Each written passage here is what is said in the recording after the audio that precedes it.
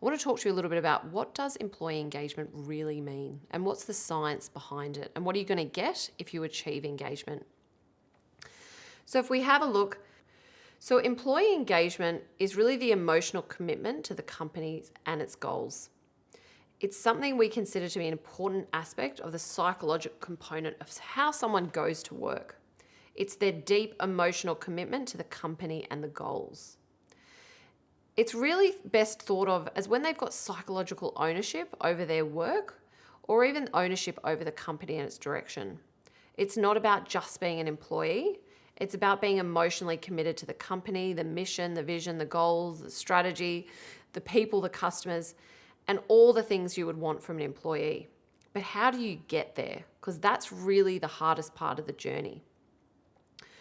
I think we all acknowledge that we would want people that are, emotionally attached to the company and the environment they're working in.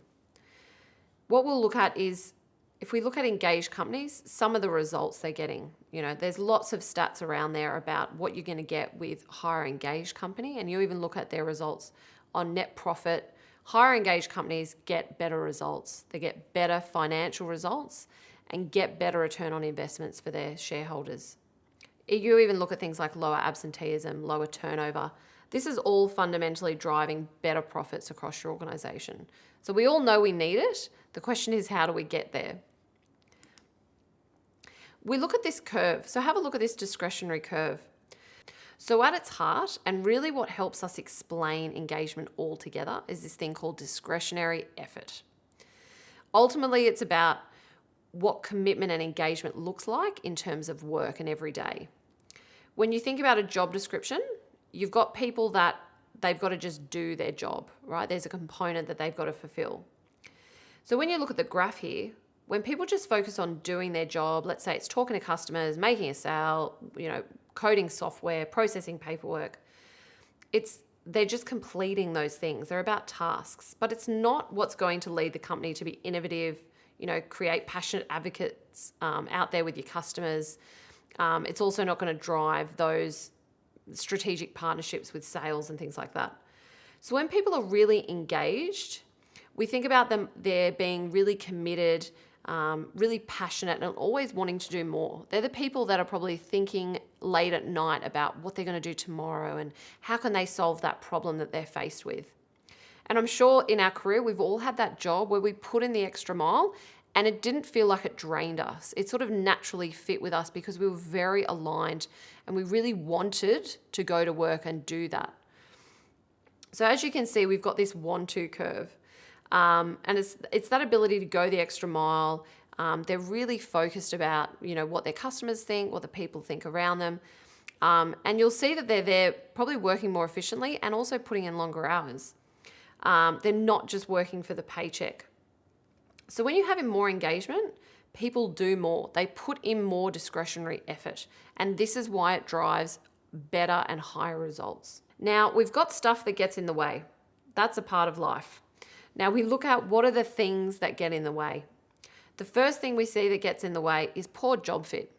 It's when the role really isn't suited to you and you're not suited to that role and you're almost pushing uphill in a role that is just not your natural style. It's not fitting you. It's not right. The next thing we look at is poor management. You've probably heard the statistic that people leave managers. Well, it couldn't be more true, and I think we can all relate to that. We've all had a bad manager in our life. Poor management and a poor manager is a leading cause to why people are dissatisfied, disengaged. I'm not going to put in the extra effort because I don't believe in the manager I have. The manager treats me terribly. Really creates an environment that is not conducive to being productive. Then we look at misaligned culture. So that's when you're working inside an organization that you don't believe in their mission, their vision, values. Maybe they don't even have any. They do things a certain way that doesn't align with you. They make life very difficult for you based on even your profile. And then we look at team conflict, which, in the world, we're always dealing with people. Team conflict is another reason why people leave. It'll be a peer, it'll be a relationship that's not working well. And they think, look, the only other out I have is to leave the organization. Now, what we can do is we can address all those things. So using science, we can look at making sure we map out the role, and then we can look at the behavioural drivers. So we're really putting the right people in the right roles. Poor management. Again, this is a massive component of engagement for staff across a business. And it's so important that managers and people responsible looking after other people are appropriately trained in how to lead effectively. And this is such a missing component in businesses, and not enough investment is made here for managers. So a big component of what we do is all around knowledge transfer, education and training. Not only in Predictive Index, but we also look at leadership training and how we can enable the managers to not only coach, mentor, but manage and lead. So we talk about the 4 different hats. And a key component here is also, again, looking at the behavioural drivers of staff and of people in general. So people have described the management training that we do through Predictive Index as some of the greatest leadership training they've ever been on, because ultimately it's about working out what drives people. And if you can work out what drives people and the different drivers, you can then work out how to influence, engage, communicate, and you can navigate those relationships a lot better. When we look at misaligned culture, we really want to focus on building programs across the business that are built on design thinking principles. Now, for those of you who are not aware of design thinking, that's really looking at building programs, building pieces of work that are absolutely based around the target audience. So for us, that's around employees. So that means if we were to build a program of any variety, the first thing we do is put a survey out there or run workshops. We want to understand what staff are thinking. Then we're going to analyze the data, pull together the key components. We're then going to design a program. What does that look like? How, does it meet all the needs? Then we're going to launch it out into the business, communicate to staff why we've launched a program based on the feedback, get people to participate, and then we're going to survey all over again and see how it's sitting. So this is like that we call it the design thinking loop. And this is a principle created by Jacob Morgan that we use in our business here at Red Wolf.